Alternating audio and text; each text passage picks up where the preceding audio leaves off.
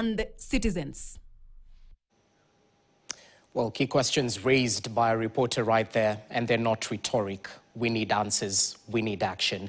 But still on the aftershocks of the fuel price hike, and Kenyans could wake up on Monday to a paralysis following a planned strike over the soaring fuel prices. Matatu operators, taxi drivers, borehole drillers, and even other major fuel users are expected to suspend operations from midnight, saying they can no longer withstand the rising operational costs, with fares already skyrocketing by nearly 50%, even as commuters will be forced to walk and parents are panicking over school transport. This as pressure mounts on the government to actually act on the crisis and make sure it doesn't spiral out of control. Ann Musungu with the details.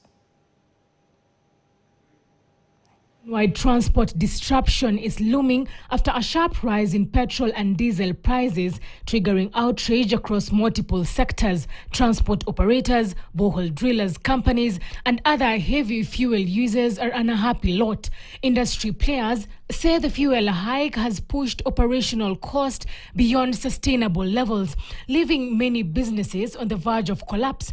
Leaders within the transport and drilling sector insist they will suspend services as from midnight until authorities engage them in meaningful negotiations, warning that continued silence could paralyze movement, trade, and essential services across affected regions. Till meaningful action is taken, transport operation shall remain suspended nationwide. There will be no movement in this country until this government listens to our cry. Commuters in several towns have already begun feeling the impact, with many forced to walk manageable distances after public transport fares surged by nearly 50% overnight. Matatu operators and taxi drivers say the increase is unavoidable, blaming soaring fuel costs for crippling daily operations and drastically reducing passengers' number on key routes. If fuel venye imepanda inatuumiza. Pia hata customers saizi kupanda gari imekuwa ngumu kabisa juu as much as price ya fuel imepanda juu, ukiambia msee ongeze do anaruka. School-going children are also expected to suffer heavily as transport costs continue to rise sharply.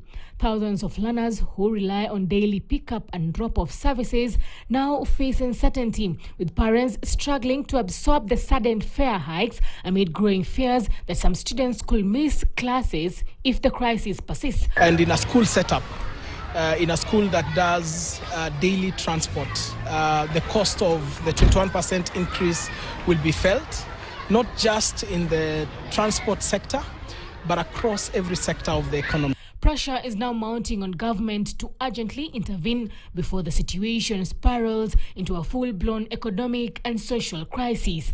Ann Musungu, KTN, Nairobi. Even as we wait